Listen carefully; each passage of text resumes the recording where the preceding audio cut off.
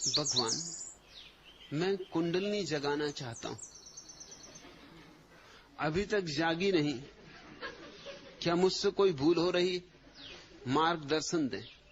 जगदीश, भैया कुंडलनी ने तुम्हारा कुछ बिगाड़ा? सोई है बेचारी को सोने दो, काहे पीछे पड़े? तुम्हें और कोई काम नहीं?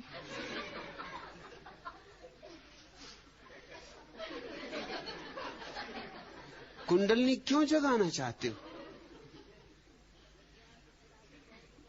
फिर जग जाए तो फिर आके कहोगे कभी से सुलाओ। कभी कुंडलनी जग गई, अब ये चैन नहीं लेने देती।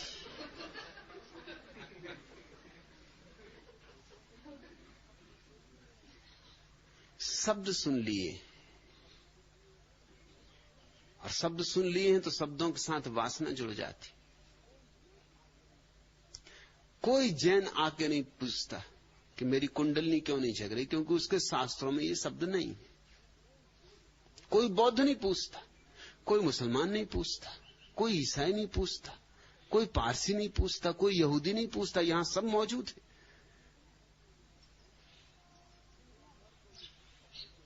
हिंदुओं भर को ये शब्द पकड़ गया है, कुंडलनी। और कुंडलनी जगा के रहेंगे।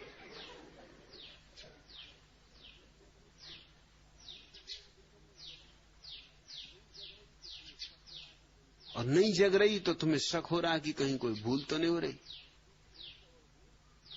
जगदीश, तुमसे और भूल?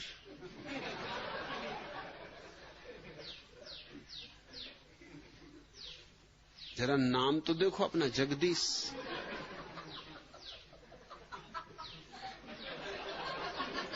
तुमसे भूल नहीं हो सकती भैया। तुमसे भूल होने लगी तो जगत का क्या होगा?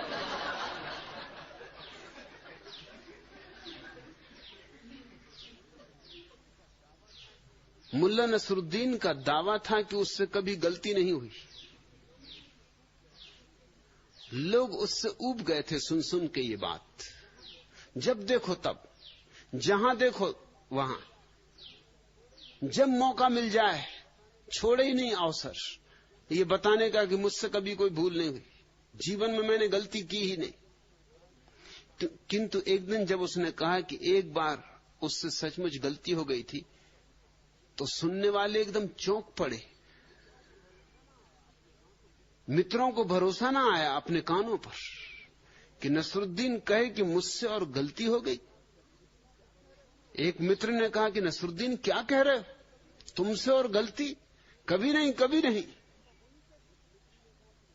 ऐसा हो ही कैसे सकता है?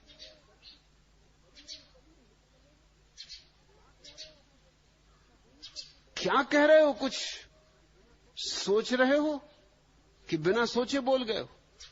नसरुद्दीन ने कहा, भाई एक बार हो गई थी, एक बार मैंने सोचा था कि मैं गलती पर हूं, किंतु बाद में पता चला कि मैं ठीक था।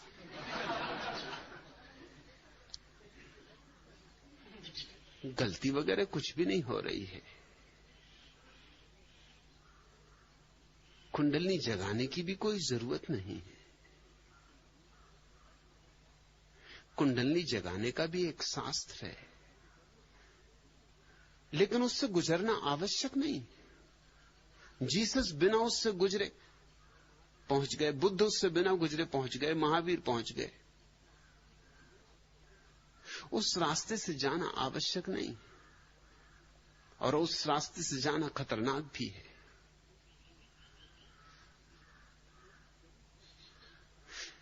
क्योंकि शरीर की प्रसुप्त शक्तियों को छेड़ना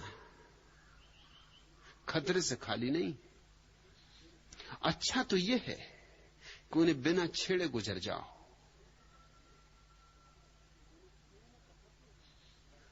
उन्हें छेड़ने का सबसे बड़ा खतरा तो यह है कि हो सकता है तुम फिर उन पर काबू ना पा सको, तुम्हारे भीतर इतना बड़ा विस्फोट हो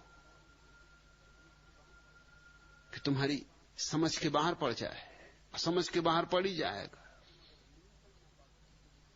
और तुम अगर नियंत्रण ना पा सको तो विक्षिप्त हो जाओगे। इस सदी का एक बहुत बड़ा सदगुरु था जॉर्ज गुरजीएफ। वो कुंडलनी के बहुत खिलाफ था। खिलाफत के कारण वो कुंडलनी को उसने नया नाम ही दे दिया था, कुंडा बफर। बफर लगे रहते हैं ना, तुमने देखे हो ट्रेन के दो डब्बों के बीच में जो लगे रहते हैं उनको कहते हैं बफर। उससे कभी टक्कर वगैरह हो जाए तो डब्बे एक दूसरे पर नहीं चढ़ जाते। वो जो बीच में बफर लगे रहते हैं वो धक्के को पी जाते। ऐसे कार में ही स्प्रिंग लगे रहते, वो भी बफर है। उनके कारण भारतीय रास्ते पे भी कार चल सकती है।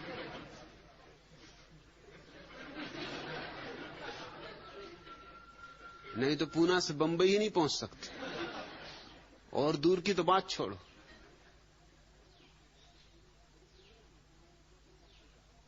स्प्रिंग तुम्हारी चोटों को पी जाती, नहीं तो वो चोटें तुमको पीनी पड़ेंगी। मल्टी फ्रैक्चर हो जाएगा बंबई पहुंचते पहुंचते।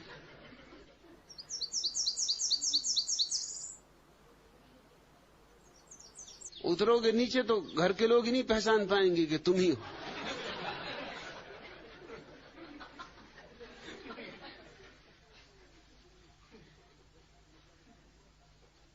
एक दर्जी मुल्ला नसरुद्दीन को अचकन और चूड़ीदार पजामा बेच रहा था। खींच तान के किसी तरह उसको चूड़ीदार पजामा पहना दिया। 2 घंटे लगे। नसरुद्दीन ने कहा कि भाई ये तो बहुत कठिन काम है और तुमने किसी तरह चढ़ा तो दिया, अब मुझे डर लग रहा है कि इसको मैं उतार सकूंगा कि नहीं।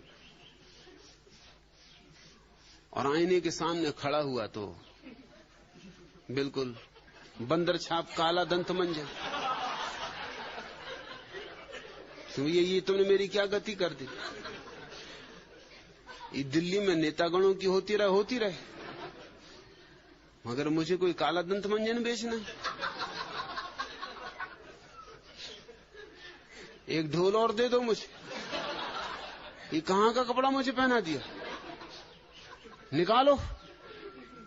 मगर दर्जी भी दर्जी, दर्जी ने कहा कि तुम समझ ही नहीं रहे,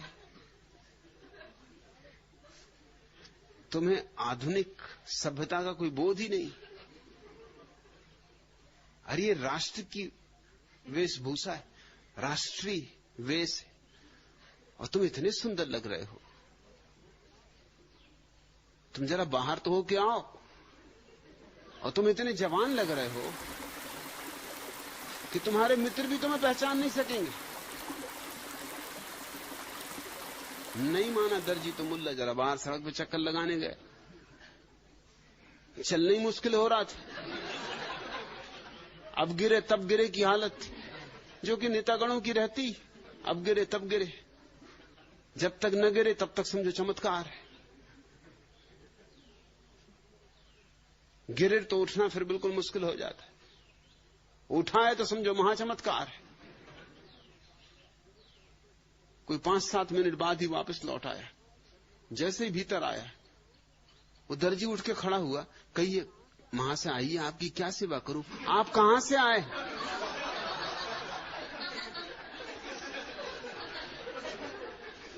अजनबी मालूम होते हैं इस बस्ती में, और कपड़े आपके क्या सुंदर। मैं तो बिल्कुल पहचान ही नहीं पा रहा हूं, दर्जी बोला। यही हालत हो जाएगी, घर के लोग ही पहचान न सके। पत्नी ना पहचाने पति को, जिसने की कसम खाई थी जन्म जन्मों तक पहचानने की। वो तो गुरजीएफ उसको कहता था कुंडा बफर।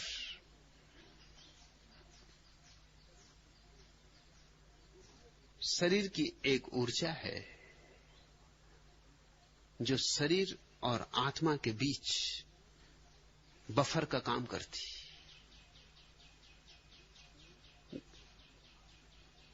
नहीं तो शरीर के भीतर आत्मा का रहना मुश्किल हो जाए। असंभव हो जाए। उस ऊर्जा की एक परत तुम्हारी आत्मा को घेरे हुए है। तुम्हारी आत्मा और शरीर के बीच में उस ऊर्जा की एक परत है, इसलिए शरीर को लगी चोटें आत्मा तक नहीं पहुंचती।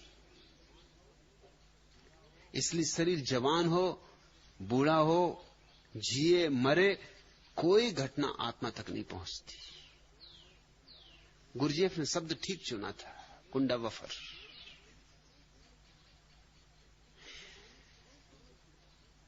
इसको जगाने की कोई जरूरत नहीं, इसका काम भली भांति हो रहा है। इसे जगा के भी स्वयं तक पहुंचा जा सकता है, लेकिन वो नाहक की झंझटें मोल लेनी। वो ऐसे जैसे वो कान अपना उल्टे घूम के सिर के पीछे से पकड़ने की कोशिश करे, कोई प्रयोजन नहीं। मगर योग की बहुत सी प्रक्रियाएं उल्टी हो गई। उल्टी हो गई इसलिए कठिन अहंकार को बहुत जचता है। सिर के बल खड़े तो बहुत जचता है, जैसे कोई महान कार्य कर रहे हैं।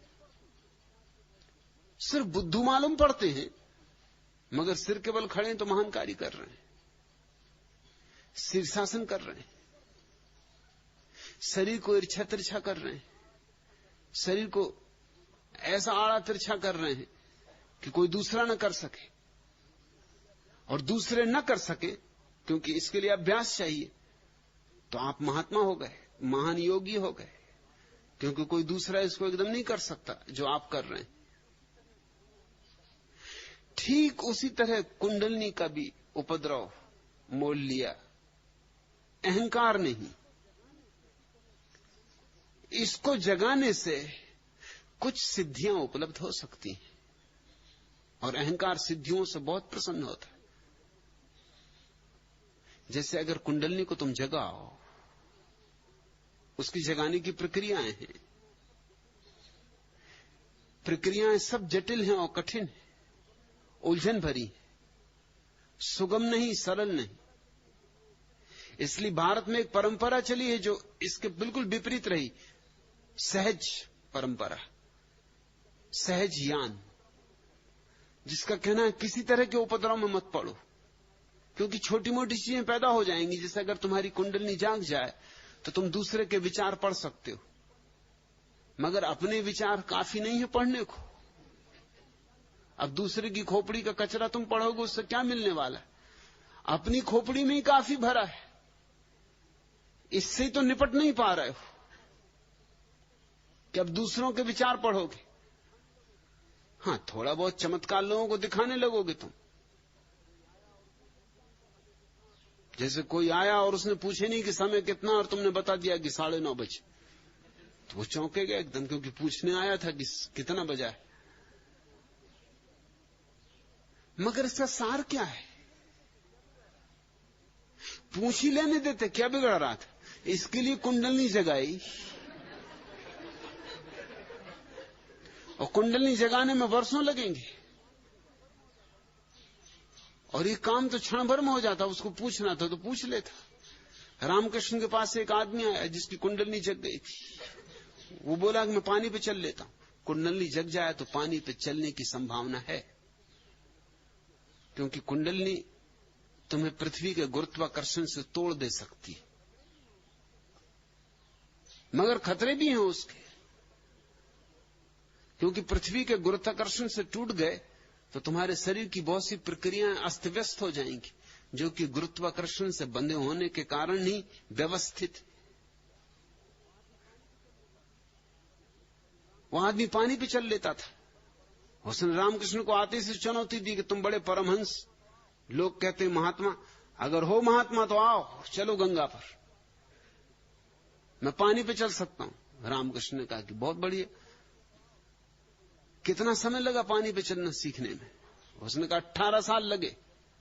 रामकृष्ण का हद हो गई, मुझे तो जब उस पार जाना होता 2 पैसे में पार चला जाता। 2 पैसे का काम 18 साल में तुमने किया, और ऐसे मुझे ज्यादा जाना भी नहीं पड़ता, कभी 4-6 महीने में एक दफा। तो साल में समझो कि एक 4 पैसे का खर्चा, 18 साल में समझ लो कि 1 रुपये का खर्चा। 1 रुपये के पीछे 18 साल गंवा दिए। भैया तू होश में है? और पानी पे चल के करेगा क्या? सब घूम फिर के फिर यहीं आ जाएगा।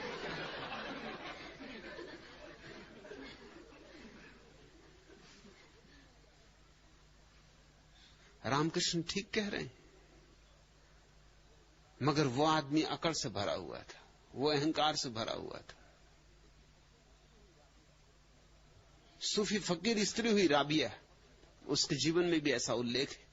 फकीर हसन उसके पास आया, हसन की लगता कुंडलनी जग गई थी। उसने कहा राबिया, राबिया सुबह सुबह बैठ के कुरान पढ़ रही थी। अरे यहां क्या कुरान पढ़ रही, चलो पानी पे टहलते हुए कुरान पढ़ेंगे। वो दिखाना चाहता था राबिया को, राबिया की ख्याति थी।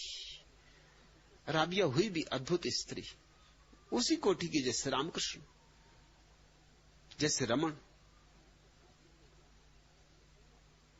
राबिया ने कहा हसन, पानी पर कुरान पढ़ने के लिए? अरे अगर दिल में कुछ जोश ही आ गया है, देखते हो वो बदली सफेद आकाश में तैर रही, उस पर बैठ के क्यों ना पढ़े?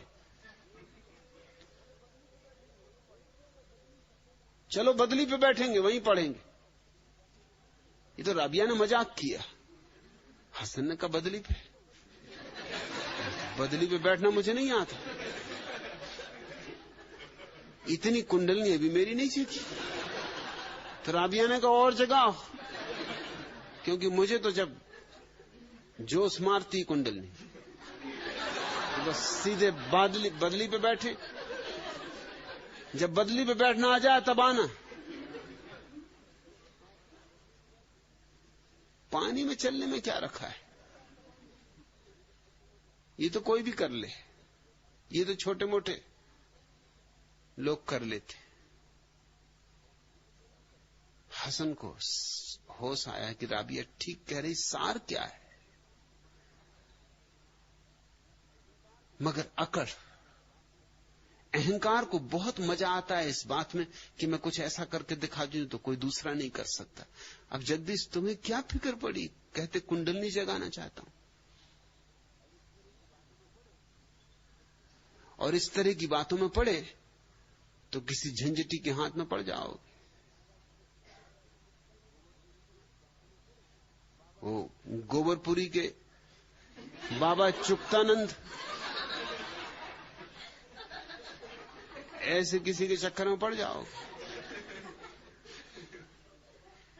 उन्होंने कई का गुड़ गोबर कर दिया, तुम्हारा गुड़ भी गोबर कर देंगे। कुछ लोगों का धंधा ही है। और फिर मुझसे मत कहना अब गोबर को गुड़ करो, वो बहुत कठिन काम, बिगाड़ना बहुत आसान, सुधारना बहुत मुश्किल।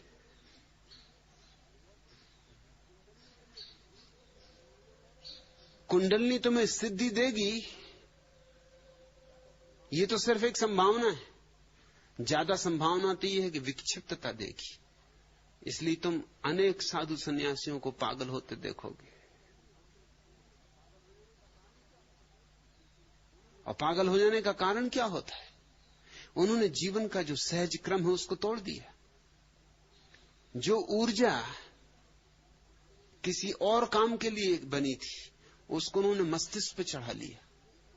कुंडलनी जगने का अर्थ होता है कि जो ऊर्जा तुम्हारे काम केंद्र पर सोई हुई है उसे उठा के मस्तिष्क में चढ़ा लो।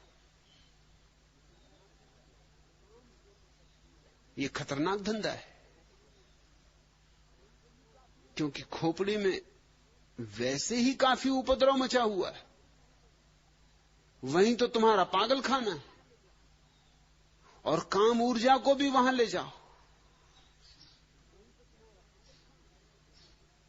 तो तुम विक्षिप्त हो सकते हो।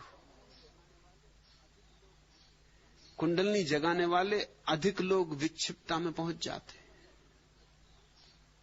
मस्तिष्क फटा पड़ता है, क्योंकि ऊर्जा संभाले नहीं संभलती, और ऊर्जा इस हालत में ले आती कि फिर संगत असंगत कुछ भी नहीं सूझता, उल जलूल बकेंगे। लेकिन हमारा देश तो अद्भुत है, कोई उल जलूल बके तो हम कहते हैं महात्मा सधुक्कड़ी भाषा बोल रहे हैं। सधुक्कड़ी, अगर महात्मा गाली दें और लोगों के पीछे डंडा लेके भागें तो हम समझते हैं प्रसाद दे रहे हैं।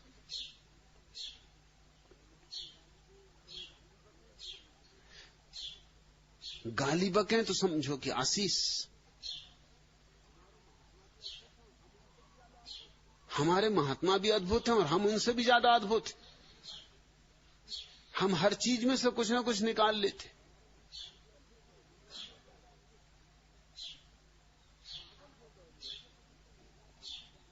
पागल हो गए लोग। मैं ऐसे बहुत से लोगों को जानता हूं जो विक्षिप्त हुए, जो होश में नहीं, लेकिन उनके भक्तगण समझते हैं कि वो महासमाधि में लीन। और अगर उनकी समझ में नहीं आता वो क्या बोल रहे हैं, तो उसका कारण यह है कि वो बड़ी गहरी बातें बोल रहे हैं। वो कुछ नहीं बोल रहे जैसे कोई बहुत शराब पी ले, अल्ल बल्ल बके, या कोई सन्निपात में आ जाए और उल जलूल बके। अब तुम्हारी मर्जी हो तो एकदम उसके पैर पकड़ लेना, कहना कि महाज्ञान की बातें बोल रहा है। मुझे ऐसे कई लोगों को मिलाया गया है जो सिर्फ विक्षिप्त हैं, जिनको मानसिक चिकित्सा की जरूरत है। और उनकी बुनियादी भूल वही है जगदीश जो तुम करना चाहते हो। और एक दफा मस्तिष्क में ऊर्जा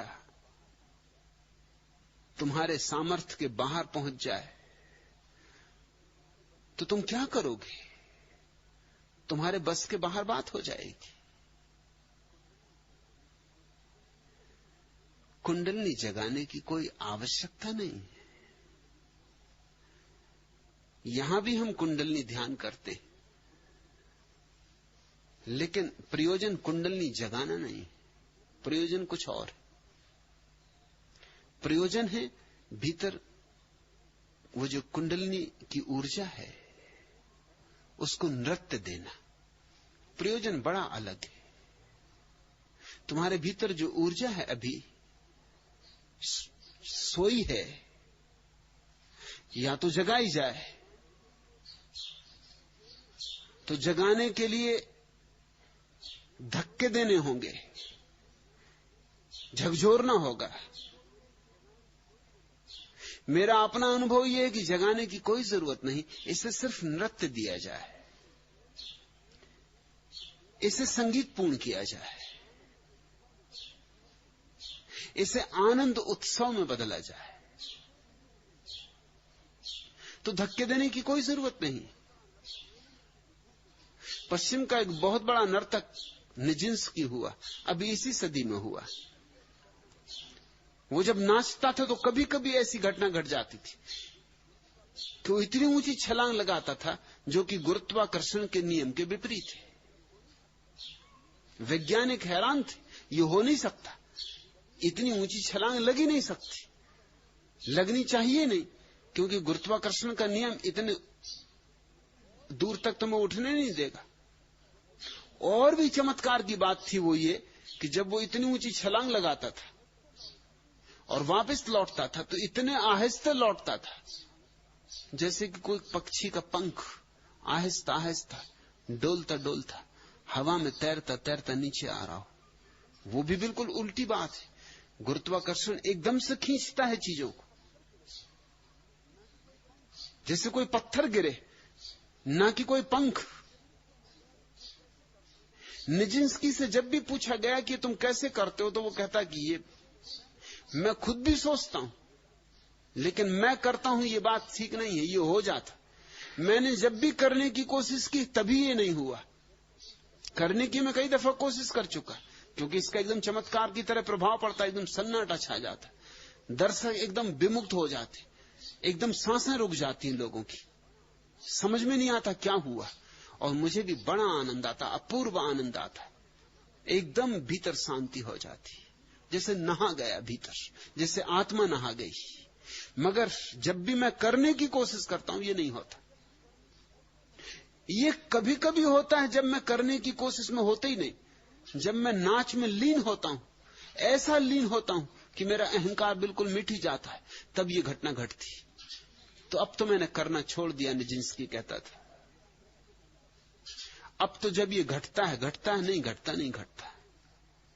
एक सूत्र मेरी समझ में आ गया है कि ये किया नहीं जा सकता, सिर्फ घट सकता है। और घटने का अर्थ है कि मेरा अहंकार लीन हो जाए तो बस कुछ रहस्यपूर्ण ढंग से ये घटना घटती है। निजिंस्की अनजाने उस अवस्था में पहुंच रहा था जिसमें मैं कुंडलनी ध्यान के द्वारा तुम्हें ले जाना चाह रहा हूं। कुंडलनी ध्यान का वही प्रयोजन नहीं जो सदियों तक रहा है। मेरे हिसाब से हर चीज का मैं प्रयोजन बदल रहा हूं। कुंडलनी ध्यान का यहां अर्थ है तुम नाचो, मग्न हो, डूबो, ऐसे डूब जाओ कि तुम्हारा अहंकार अलग न रह जाए। बस फिर तुम्हारे भीतर कुछ घटेगा, तुम एकदम गुरुत्वाकर्षण के बाहर हो जाओगे और तुम अचानक भीतर पाओगे ऐसा सन्नाटा छाया है, ऐसा कुंवारा सन्नाटा जो तुमने कभी नहीं जाना था। तुम गदगद हो जाओगे, तुम लौटोगे जब वापस, तुम दूसरे ही व्यक्ति हो जाओगे। ये कुंडलनी जगाने की पुरानी प्रक्रिया नहीं, ये कुंडलनी को नृत्य देने की प्रक्रिया है। ये बात ही और है। तो अगर तुम्हें कुंडलनी जगाना है तो भैया कहीं और,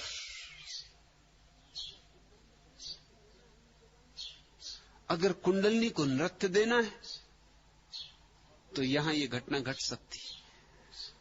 और फासले बहुत हैं। कुंडलनी को नृत्य मिल जाए, भीतर की ऊर्जा नाचने लगे तो कोई खतरा नहीं है, तुम विक्षिप्त कभी नहीं होगे, तुम और भी ज्यादा स्वस्थ हो जाओगे। तुम्हारी विक्षिप्तता कुछ होगी तो समाप्त हो जाएगी।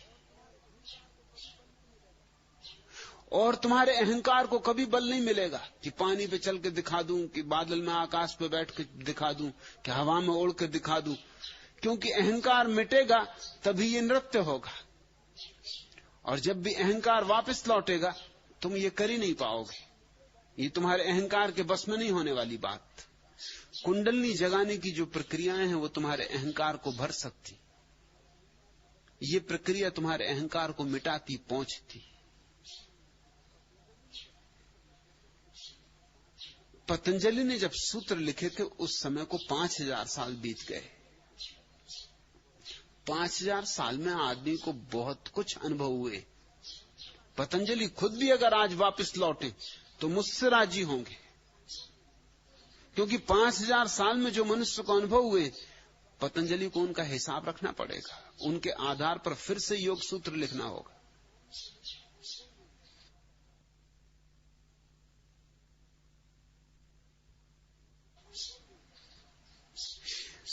बुद्ध को हुए 2500 वर्ष हो गए, महावीर को हुए 2500 वर्ष हो गए। काफी समय है ये।